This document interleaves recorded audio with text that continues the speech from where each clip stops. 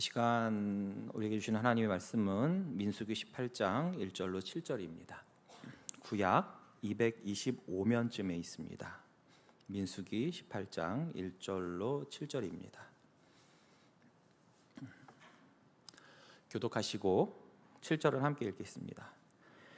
여호와께서 아론에게 이르시되 너와 내 아들들과 내 조상의 가문은 성소에 대한 죄를 함께 담당할 것이요 너와 내 아들들은 너희의 제사장 직분에 대한 죄를 함께 담당할 것이니라.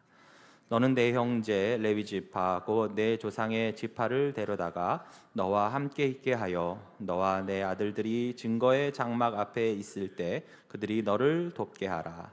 레위인은 내 직무와 장막의 모든 직무를 지키려니와 성소의 기구와 제단에는 가까이 하지 못하리니 두렵건대 그들과 너희가 죽을까 하노라.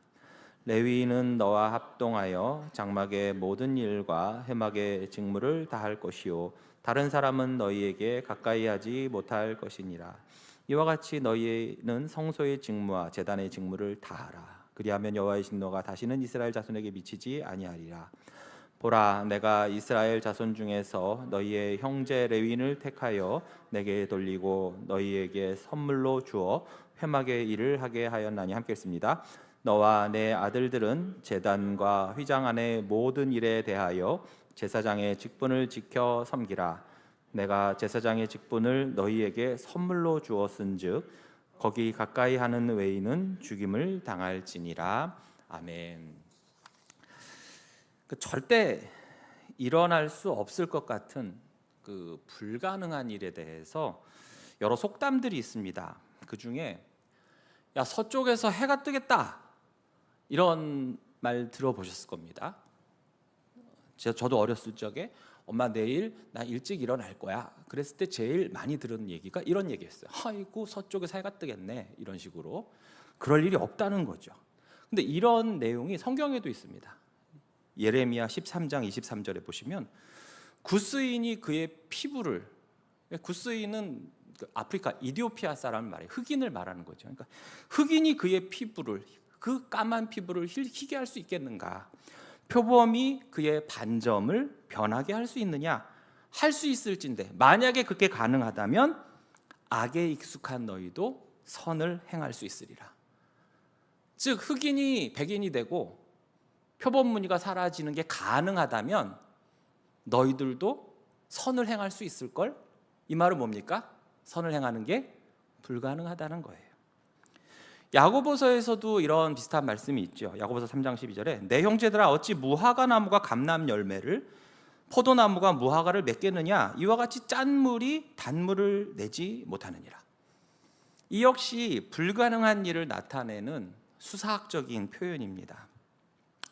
그런데 여러분 혹시 이런 말 들어보셨습니까? 전봇대에 꽃이 핀다. 전봇대에 꽃이 핀다. 들어보셨어요? 여보, 내가 새해에는 꼭 담배를 끊겠어. 당신 그 말 한 게 100번도 넘어. 네가 담배를 끊어? 개가 똥을 끊지. 당신이 담배를 끊으면 전봇대에서 꽃이 필걸? 자, 이 말이 왜 나올까요? 지금은 거의 그 전봇대들이 콘크리트로 돼 있는데 또는 지중으로 이제 매설을 하잖아요. 근데 예전에는 전봇대가 다 뭘로 돼 있었습니까? 나무로 돼 있었어요. 곧든 나무로 돼 있었어요. 그러면 왜 이 나무 전봇대에선 꽃이 안 필까요? 너무나 당연한 질문이죠. 뿌리도 없고 잎도 없고 생명이 없어요. 어떠한 생명의 징후도 발견할 수가 없을 겁니다. 자, 그렇다면 그 전봇대가 사이즈와 길이가 자꾸 줄어지면 어떤 물건과 비슷해 보입니까? 가늘고 길쭉한 거, 바로 지팡이 같을 겁니다. 그렇죠? 너무 작게 하신 분은 이쑤시개라고 할 수도 있는데 그 정도까지는 안 가고 지팡이 같을 거예요. 나무로 되어 있고 또 길쭉하니까. 요즘에야 뭐 알루미늄으로 이제 만들어졌지만 예전엔 다 나무 지팡이였어요. 근데 이 나무 지팡이도 마찬가지입니다. 생명력이 없어요. 그런데 여호와 하나님의 궤 앞에 놓인 각 지파별로 지팡이를 하나씩 내었는데 그 12개의 지팡이들 중 유일하게 아론의 이름이 써 있던 그 레위 지파의 지팡이에서 어떻게 됐습니까? 꽃이 피는 정도가 아니라 우미 돋고 순이 나고 꽃이 피고 결국에는 살구 열매까지 열린 것입니다. 그것도 단 하루 만에 말이죠. 그러니까 상식적으로 과학적으로는 절대 불가능한 일이 벌어진 것입니다.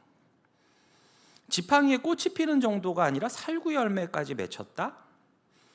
이건 하나님이 하시지 않고는 도저히 불가능한 일임에 틀림이 없지요. 자, 하나님은 왜 이러한 기적을 보여주셨습니까? 이 기적의 배경이 뭐지요? 바로 앞에 있는 고라당 사건이었습니다. 이스라엘 백성들은 자신들에게 조금만 피해가 오거나 불편하면 이 교만을 근거로 한 그 반역의 마음이 계속해서 스물스물 올라들 왔다는 거죠. 그때마다 이스라엘 백성들은 하나님이 세우신 그 지도자 모세와 아론을 불신했고, 때로는 이들을 죽이고서 다시 예전 애굽으로 돌아가고자 했었습니다. 그리고 이 모습은 단순히 모세, 아론을 대적하는 것에 그치는 것이 아니라 바로 그들을 세우신 하나님을 대적하는 것과 다름이 없었어요. 이로 인해서 반복되는 징계와 또 반역의 연속에서 하나님이 보여주신 이 살구 열매가 열린 아론의 지팡이는 모두에게 충격과 두려움으로 다가왔을 것입니다. 하나님께서 이런 초자연적인 방법으로 아론의 지팡이를 통해 기적을 일으키신 이유는, 봤지? 앞으로 내가 세운 모세나 아론에게 절대 복종해라. 너네 또 자꾸 반역하고 이들의 권위에 도전하고 기어오르면 알아서 해. 이러한 으름장을 놓기 위해서, 겁주시기 위해서 하신 것일까요? 단지 이런 메시지를 전달하기 위해서 하나님은 하루 종일 아론의 지팡이를 주물럭대시면서 싹이 트게 하고 꽃 피고 열매까지 맺게 하신 것일까요? 민수기 17장 10절에서 하나님은 이렇게 하신 이유를 모세에게 직접 말씀을 하셨습니다. 여호와께서 또 모세에게 이르시되 아론의 지팡이는 증거궤 앞으로 도로 가져다가 거기 간직하여 반역한 자에 대한 표징이 되게 하여 그들로 내게 대한 원망을 그치고 죽지 않게 할지니라.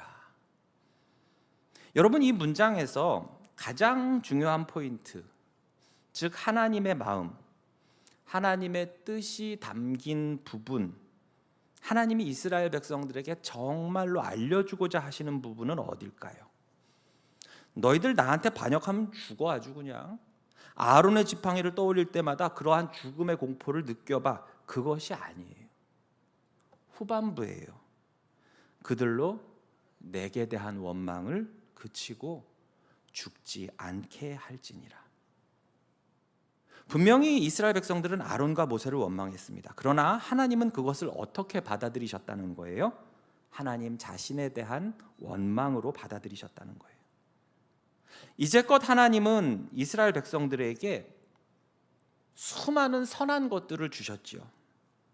그런데도 이스라엘 백성들은 끊임없이 지속적으로 반복하며 하나님에 대한 원망을 그치질 않았습니다. 그러니까 완전히 이게 무슨 인이백인 것처럼 이것도 버릇이에요. 버릇. 원망하고 불평하고 버릇도 아주 더러운 버릇이거든요.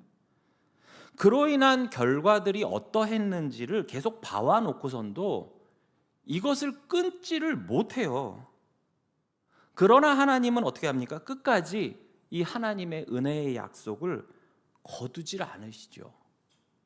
이 지팡이를 보고 더 이상 원망하지 마라.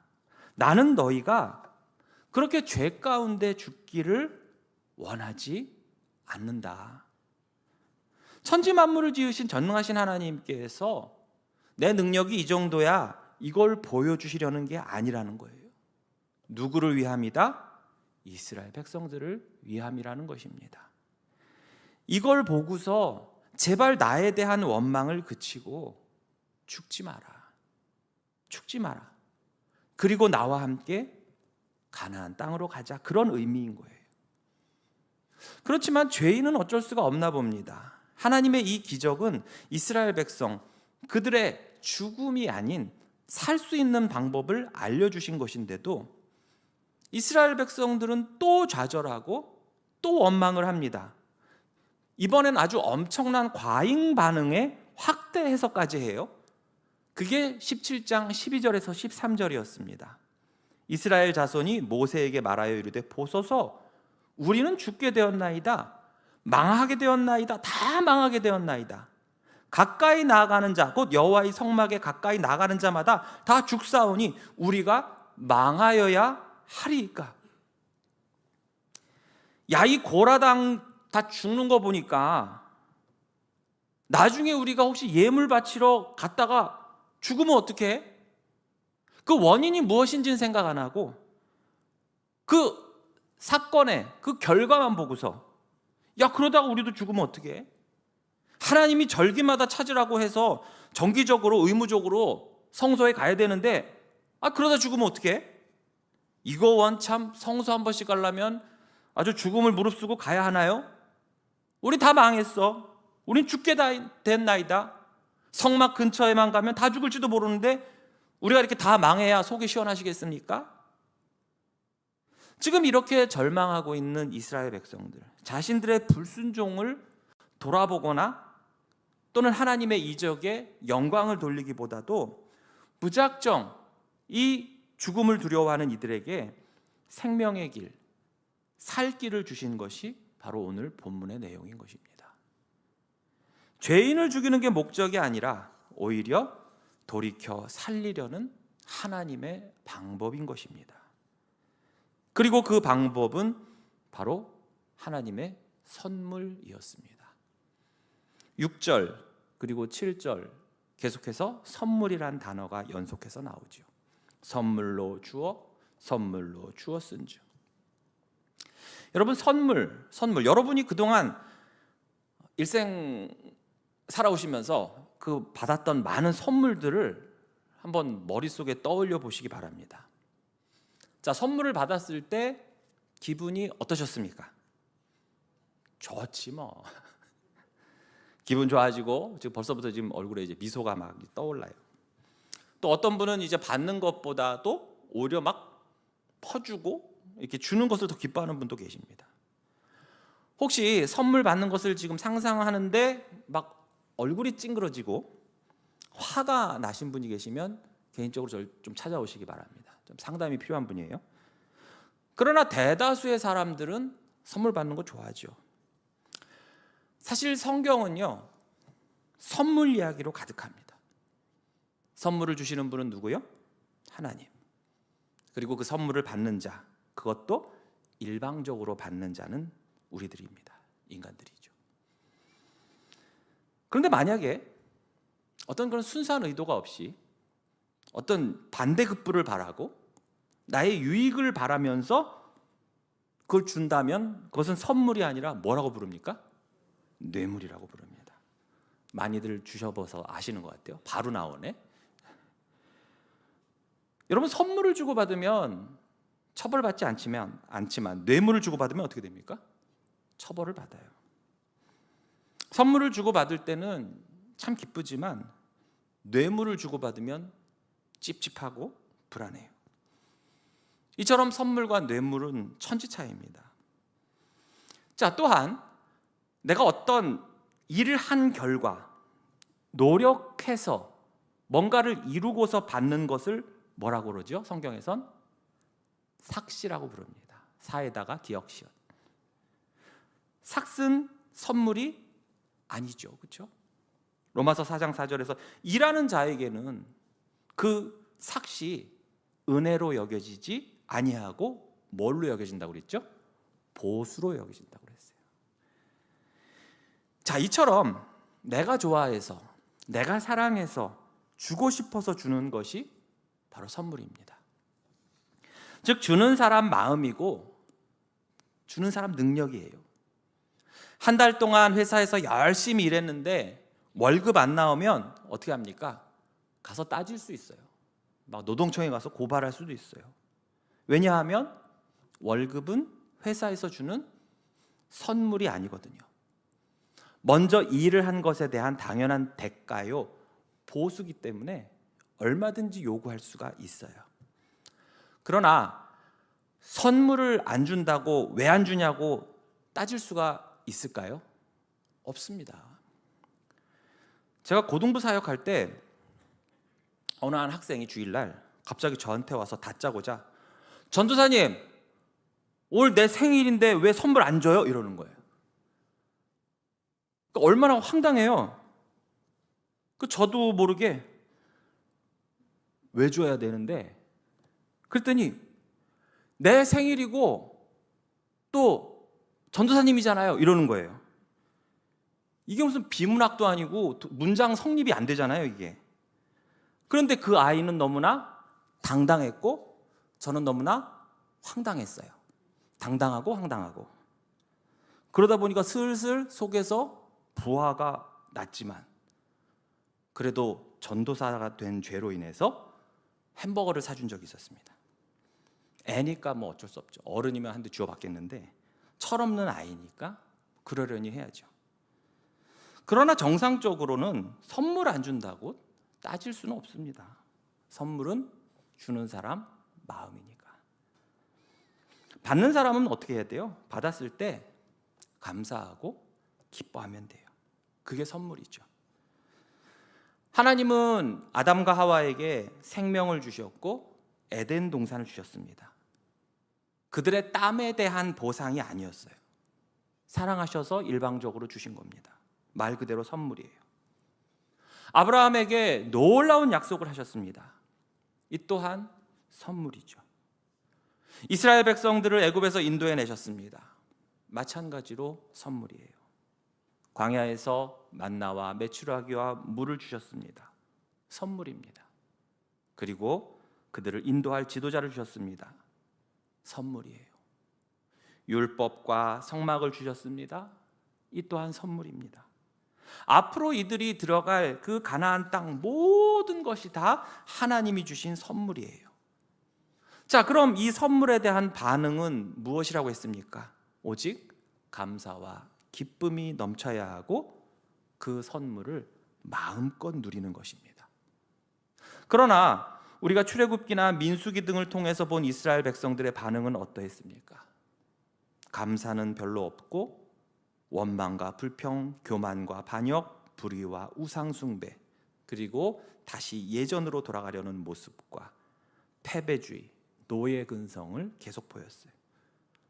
이러느라고 그 선물들을 제대로 누리지들을 못했습니다.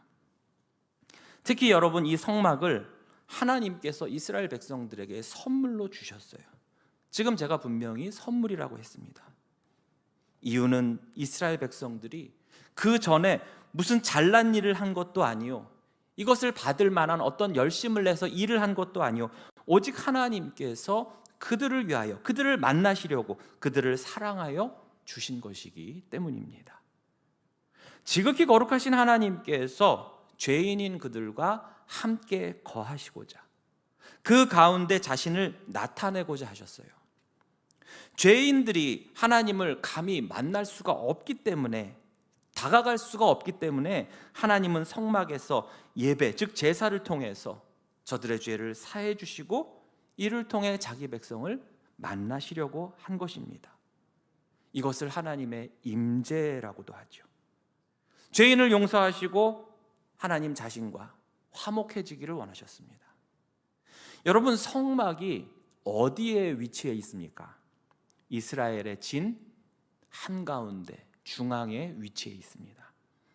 이렇게 함으로써 저들의 삶 속에 바로 하나님이 중심이 되어야 함을 보여주셨어요. 그리고 이것이 다 누굴 위함입니까? 이스라엘 백성들을 위함이었어요. 하나님의 일방적인 은혜이기에 선물이라고 한 것입니다. 그런데도 이스라엘 백성들은 이 선물에 대한 반응이 어땠다고요? 이제 우린 죽었어. 이제 우린 다 망했어. 저 고라당 봐. 하나님은 죄 용서를 통해서 죽음이 아닌 생명을 주시고자 하는데 이들은 여전히 죽음을 이야기하고 있습니다. 결국 인자하시고 은혜로우신 하나님은 또 하나의 선물을 주십니다. 하나님 우선 백성들이 걱정하고 있는 것, 그 성막과 관련된 죄에 대하여는 우선적으로 아론과 그의 아들들, 즉 제사장과 레위 지파에게 책임을 물으시겠다고 한 것입니다. 18장 1절에 보시면 여호와께서 아론에게 이르시되 너와 내 아들들과 내 조상의 가문은 성소에 대한 죄를 함께 담당할 것이요 너와 내 아들들은 너희의 제사장 직분에 대한 죄를 함께 담당할 것이니라. 자, 일반 백성들이 악한 마음을 품고 죄악 가득한 마음으로 하나님의 성막에 그리고 그 기구와 제단에 접근하는 것은 당연히 심판받아 죽는 것이 마땅하죠. 그런데 혹시나 어떤 무지나 부주의에 의해서 접근할 수도 있겠죠. 이런 자들에 대한 하나님의 마음은 무엇입니까? 3절에 두렵건대 그들과 너희가 죽을까 하노라입니다. 창세기 2장에서 하나님은 선악과를 먹는 날에는 어떻게 안 된다고 그랬죠? 반드시 죽으리라 라고 하셨어요. 그러나 오늘 본문에서는 어떻습니까? 죽을까 하노라 라고 하셨어요. 이번에는 반드시가 빠져 있습니다.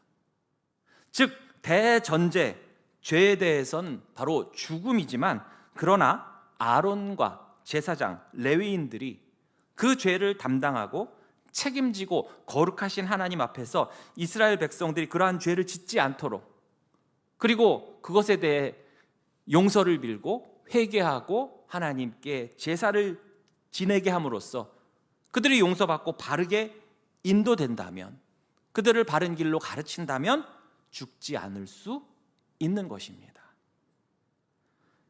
여러분, 불타는 태양을 향해서 오만하게 걸어가면서 왜 태양이 거기 있냐고 욕을 할 수가 있겠습니까? 거룩한 하나님의 성막을 왜 우리들 진중 가운데에다 둠으로써 마치 죽음의 함정을 파놓느냐라고 이들이 원망할 수 있을까요? 피조물인 태양과는 비교할 수 없는, 그 죄와는 아무 상관없는 거룩하신 하나님, 그 영광이 너무나도 커서 모세도 하나님을 직접 대면하면 죽을까 봐 등을 보여주신 하나님, 그런데 그 하나님께서 죄인들을 만나시기 위해 성막을 주셨다는 거예요. 그러나 엄청난 하나님의 영광이 이스라엘 백성들이 죄를 안고 함부로 다가갔다가 죽을까 염려되신 하나님께서는 이 아론과 제사장 그리고 레위 지파를 그들의 중보자로서 선물로 주셨다는 거예요. 안 그러면 너희가 죽을까 하노라. 앞서 말씀드린 아론의 지팡이 사건도 동일합니다. 내게 대한 원망을 그치고 죽지 않게 하려는 거야. 그런데 오늘 본문에서처럼 두렵건대 그들과 너희가 죽을까 봐 그래. 여러분, 이 말은 아론이나 모세가 한 게 아니에요. 하나님이 하신 말씀인데 지금 뭐라고 합니까? 두렵건대 너희가 죽을까 봐. 아니, 전능하신 하나님이 뭐가 두려울 게 있겠습니까? 그렇죠? 근데도 두렵건대. 이 말은 너희가 그렇게 죽게 된다면 내 마음이 너무나도 아프다라는 뜻이에요. 나는 그렇게 되는 것을 절대로 원하지 않는다고 하시는 거예요. 그것이 문학적인 표현으로 두렵건대였습니다. 여러분, 에스겔 18장 23절 보세요. 주 여호와의 말씀이니라. 내가 어찌 악인이 죽는 것을 조금인들 기뻐하랴. 그가 돌이켜 그 길에서 떠나 사는 것을 어찌 기뻐하지 아니하겠느냐. 이 말씀을 좀 띄워주세요. 좀 더 와닿게 한다면 이렇게 표현할 수 있어요. 주 여호와의 말씀이니라. 내가 어찌 악인이라 할지라도 그들이 죽는 것을 내가 막 기뻐하겠느냐? 나는 그가 어떻게든 돌이켜서 그 죄악의 길에서 떠나 사는 것을 최고로 기뻐한다.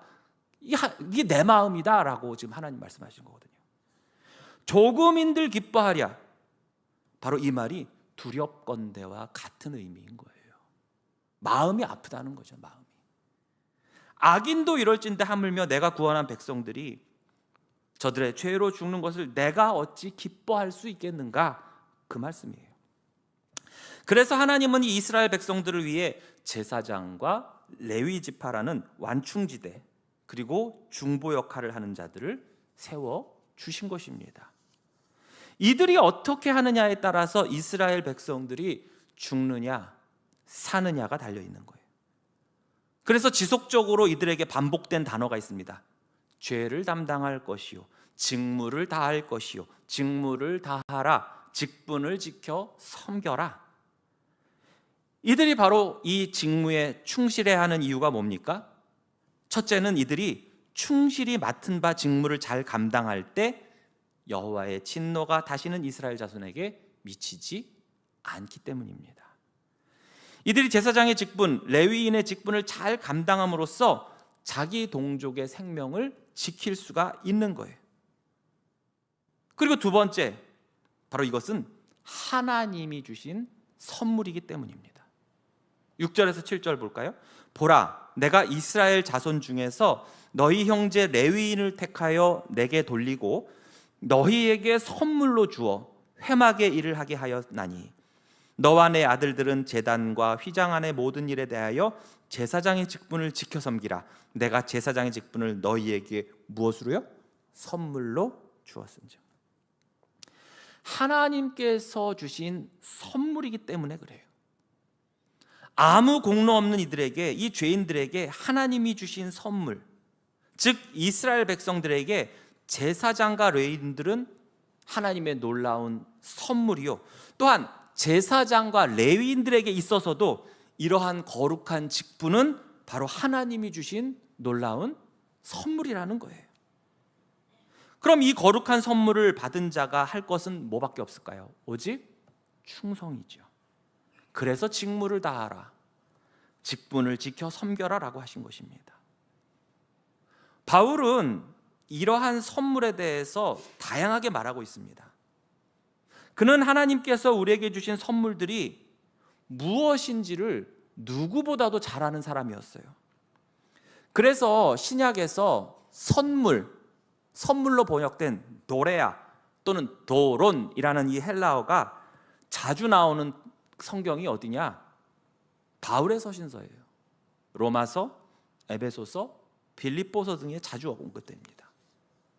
그래서 에베소서 2장 8절에 보시면 너희는 그 은혜에 의하여 믿음으로 말미암아 구원을 받았으니 이것은 너희에게서 난 것이 아니요 하나님의 도론, 하나님의 선물이라. 저와 여러분은 하나님의 그 놀라운 선물이 바로 육신이 되어 이 땅에 오신 그분을 잘 알고 있습니다. 누구십니까? 예수 그리스도십니다. 로마서 5장 17절 말씀에 한 사람의 범죄로 말미암아 사망이 한 사람을 통하여 왕노릇하였은즉 더욱 은혜와 의의 선물 도레아를 넘치게 받은 자들은 한 분 예수 그리스도를 통하여 생명 안에서 왕노릇하리로다. 그분으로 인해서 우리는 하나님의 진노가 다시는 우리에게 미치지 않게 되었습니다. 두렵건대 너희가 죽을까 하노라. 그래서 예수 그리스도 우리의 영원한 중보자가 우리에게 선물로 오신 것이고 이로 인해서 우리 모두 생명 안에서 왕노릇하게 된 줄로 믿습니다.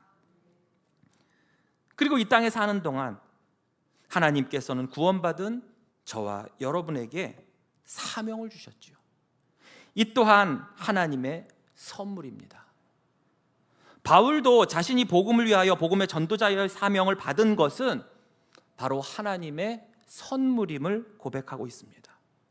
에베소서 3장 7절 말씀에 이 복음을 위하여 그의 능력이 역사하는 대로 내게 주신 하나님의 은혜의 선물 도론을 따라서 내가 일꾼이 되었다고 하십니다. 사랑하는 성도 여러분, 우리가 가진 모든 것은 바로 하나님께서 우리에게 주신 선물입니다. 내 생명, 새로운 한 해, 내 가족, 내 회사, 내 학교, 내 교회, 내 직분, 다 하나님이 우리를 사랑하셔서 주신 선물입니다. 그중 가장 큰 선물은 뭐예요? 우리를 죄에서, 사망에서 구원해 주신 것이고 이를 위해서 예수 그리스도를 바로 나를 위해서 보내주신 것입니다. 이것이 복음이며 이것이 우리의 생명이며 놀라운 하나님의 선물인 거예요. 로마서 8장 32절 말씀대로 자기 아들을 아끼지 아니하고 우리의 모든 사람을 위하여 내주신 하나님께서 어찌 그 아들과 함께 모든 것, 즉 선물을 우리에게 주시지 않겠습니까? 그럼 이 선물을 받은 저와 여러분은 어떻게 해야 합니까? 여러분 선물 받아놓고서 그거 그대로 방 안에다 모셔놓습니까? 아니죠. 시원스럽게 포장지를 확 벗기고 그 선물을 꺼내서 그 선물을 누려야 합니다. 기뻐해야 됩니다. 감사해야 됩니다. 그리고 이 선물을 자랑함과 동시에 무엇보다도 이 선물을 주신 분을 자랑해야 할 것입니다.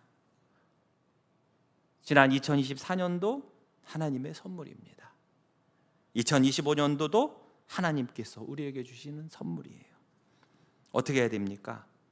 하나님 감사합니다. 내게 주신 새로운 날들, 생명, 환경, 물질과 같은 선물들, 또한 내게 주신 그 직분들, 나에게 허락하신 그 봉사의 자리들, 예배의 자리, 그리고 내게 주신 복음 등등, 이러한 선물들을 하나님 나라와 복음을 위해서, 또 교회를 위해서, 이웃을 위해서 다시금 선하게 사용하고 흘려보내는 그러한 충성된 자가 되게 하여 주시옵소서. 기도하면서 올 한 해를 시작하실 저와 여러분 되시기를 주님의 이름으로 축복합니다.